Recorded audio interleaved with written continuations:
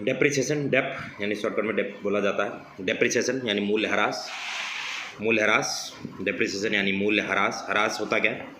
स्थायी परिसंपत्ति के मूल्य में टूट फूट के कारण।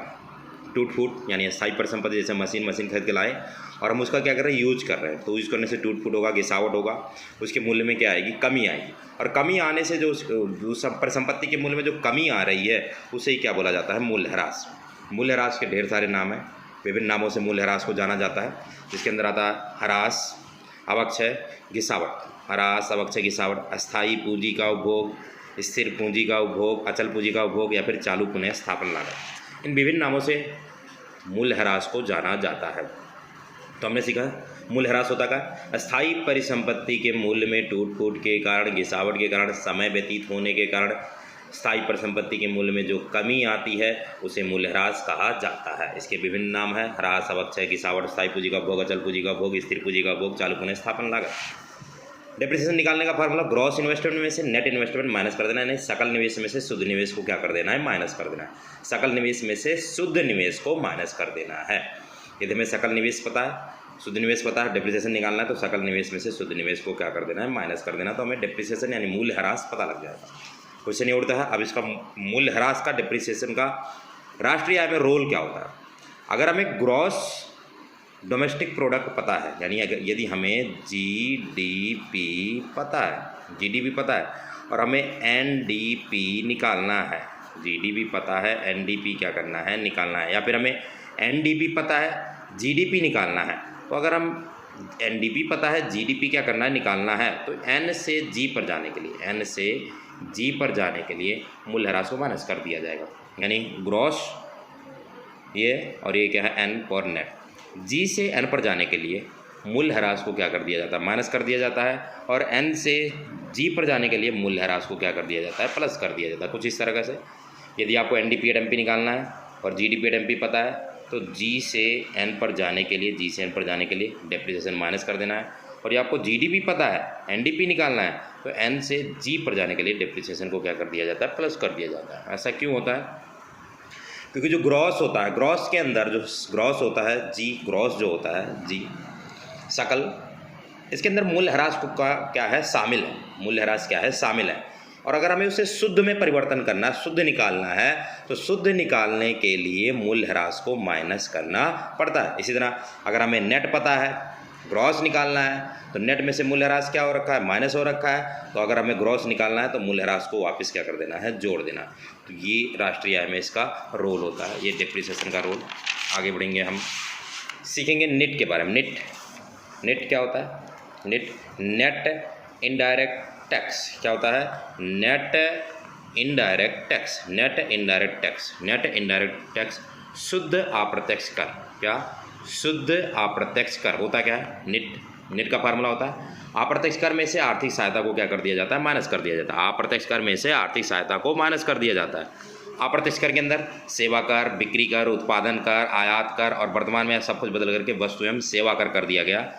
पुस्तकों में इसी नाम से आ जाता है, सेवा कर, बिक्री कर, उत्पादन कर, आयात कर। और कर की जगह पर शुल्क लिखा हुआ हो सकता है, कर की जगह पर क्या लिखा हुआ हो सकता है, शुल्क भी लिखा हुआ हो सकता है, जैसे सेवा शुल्क, बिक्री शुल्क, उत्पादन शुल्क, आयात शुल्क और वस्तु एवं सेवा शुल्क, ऐसा भी लिखा हुआ हो सकता है। तो वर्तमान में सब कुछ बदल के वस्तु एवं सेवा कर दिया गया है। पहले सेवा कर, बिक्री कर, उत्पादन कर, आयात कर, निर्यात कर था। तो अप्रत्यक्ष कर है ये। आर्थिक सहायता क्या होती है, आर्थिक सहायता जैसे वृद्धावस्था पेंशन मिलती है, वृद्ध हो जाने के बाद वृद्धावस्था पेंशन मिलती है, स्कूल में बच्चों को सरकारी स्कूलों में बच्चों को छात्रवृत्ति मिलती है। तो ये गवर्नमेंट के द्वारा आर्थिक सहायता दिया जाता है। आर्थिक सहायता का मतलब जो गवर्नमेंट का एक पक्षीय भुगतान है, जो लोगों को आर्थिक सहायता क्या करती, देती है, मुफ्त में उपलब्ध करवाती है। तो ये आर्थिक सहायता है। तो नेट का रोल क्या है, नेट का मतलब क्या है, अप्रत्यक्ष कर में से आर्थिक सहायता को क्या कर दिया जाता है, माइनस कर दिया जाता है। अप्रत्यक्ष कर में से आर्थिक सहायता को क्या कर दिया जाता है, माइनस कर दिया जाता है। अप्रत्यक्ष कर यानी गवर्नमेंट ने जो जितने भी टैक्सेस क्या किए, रिसीव किए। आर्थिक सहायता यानी गवर्नमेंट ने टैक्स रिसीव करने वाले लोगों को कितनी आर्थिक सहायता की, लोगों को कितना पेमेंट किया, भुगतान दिया, मुफ्त में कितना भुगतान किया, आर्थिक सहायता दिया लोगों को। तो जितना गवर्नमेंट ने रिसीव किया वो अप्रत्यक्ष कर, जितना गवर्नमेंट ने आर्थिक मतलब लोगों की सहायता की वो आर्थिक सहायता, तो अप्रत्यक्ष कर में से आर्थिक सहायता जब माइनस कर देते तो हमें पता चलता है नेट यानी शुद्ध अप्रत्यक्ष कर, यानी गवर्नमेंट के पास शुद्ध रूप में कितना कर रिसीव हुआ, कितना कर प्राप्त हुआ। तो नेट इनडायरेक्ट टैक्स प्राप्त हुआ। नेट इनडायरेक्ट टैक्स निकालने का अप्रत्यक्ष कर में से आर्थिक सहायता को क्या कर दिया जाता है, माइनस कर दिया जाता है। अब क्वेश्चन ये उठता है कि एनआईटी का राष्ट्रीय आय में रोल क्या है, राष्ट्रीय आय में इसकी क्या ज़रूरत पड़ती है।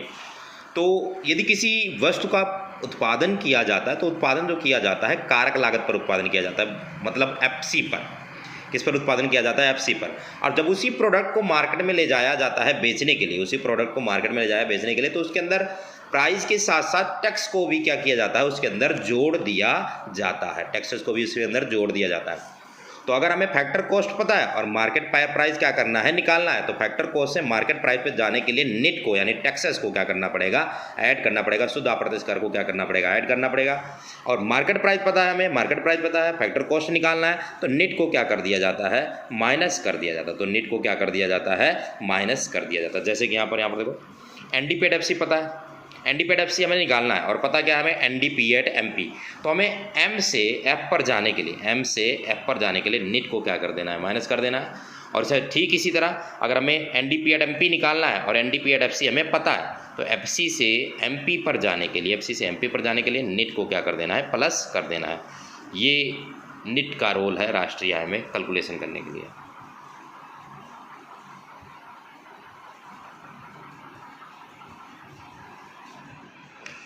आगे बढ़ते हैं।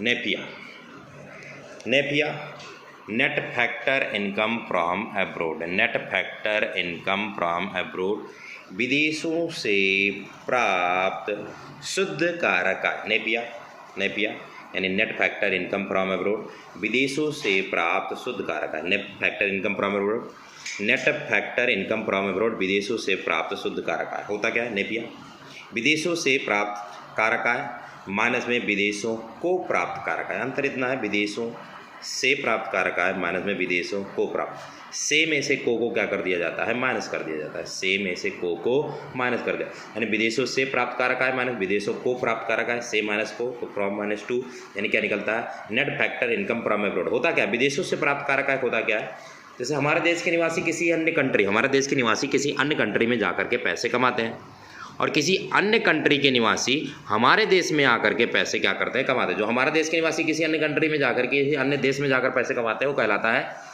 विदेशों से प्राप्त कारक आय। और जो किसी अन्य कंट्री के निवासी हमारे देश में आकर के पैसे कमाते हैं वो कहलाता है विदेशों को प्राप्त कारक आय। से में से को प्राप्त, जो से में से को क्या कर दिया जाता है, माइनस कर दिया जाता है, वो प्राप्त होता है विदेशों से प्राप्त शुद्ध कारक आय। विदेशों से प्राप्त शुद्ध कारक आय कहलाता है, विदेशों से प्राप्त शुद्ध कारक आय। तो हमने सीखा नेपिया क्या होता है, net factor income from abroad, विदेशों से प्राप्त कारक आय माइनस में विदेशों को प्राप्त कारक आय, विदेशों से प्राप्त कारक आय माइनस में विदेशों को प्राप्त कारक आय। तो हमें प्राप्त क्या होता है, विदेशों से प्राप्त शुद्ध कारक आय। क्वेश्चन ये उठता है कि राष्ट्रीय आय में इसका रोल क्या होता है, राष्ट्रीय आय में हम इसका रोल क्या होता है।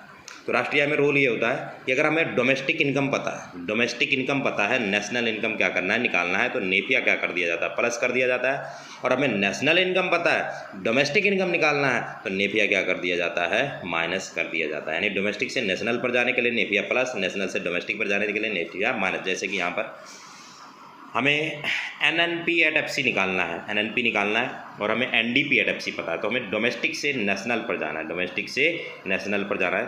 तो D से N पर जाने के लिए प्लस का नेपिया होता है और N से D पर जाने के लिए माइनस का नेपिया। यानी हमें NDP निकालना है और NNP/FC पता है, तो N से D पर जाने के लिए नेपिया क्या कर दिया जाता है, माइनस कर दिया जाता है। ये है नेपिया, विदेशों से प्राप्त शुद्ध कारक आय, विदेशों से प्राप्त शुद्ध कारक आय यानी नेपिया।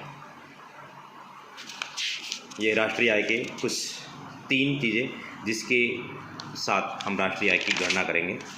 आगे बढ़ते हैं राष्ट्रीय आय के निकालने की, राष्ट्रीय आय को कैलकुलेट करने की, गणना करने की विधि। राष्ट्रीय आय को कैलकुलेट करने की, गणना करने की पहली विधि जिसका नाम है मूल्य वृद्धि विधि या उत्पाद विधि, मूल्य वृद्धि विधि या उत्पाद विधि, मूल्य वृद्धि विधि या फिर उत्पाद विधि।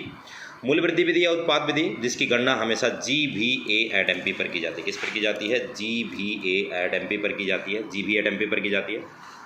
उत्पाद विधि जिसकी गणना GVA एट MP पर की जाती है। मूल्य वृद्धि का फार्मूला क्या होता है? मूल्य वृद्धि बराबर में होता है, मूल्य वृद्धि बराबर में होता है, मूल्य वृद्धि बराबर उत्पाद का मूल्य माइनस में मध्यवर्ती लागत, या मध्यवर्ती लागत की जगह हो सकता है मध्यवर्ती उपभोग भी लिखा होता है। मध्यवर्ती उपभोग, मध्यवर्ती लागत या फिर मध्यवर्ती उपभोग, मध्यवर्ती उपभोग या मध्यवर्ती लागत।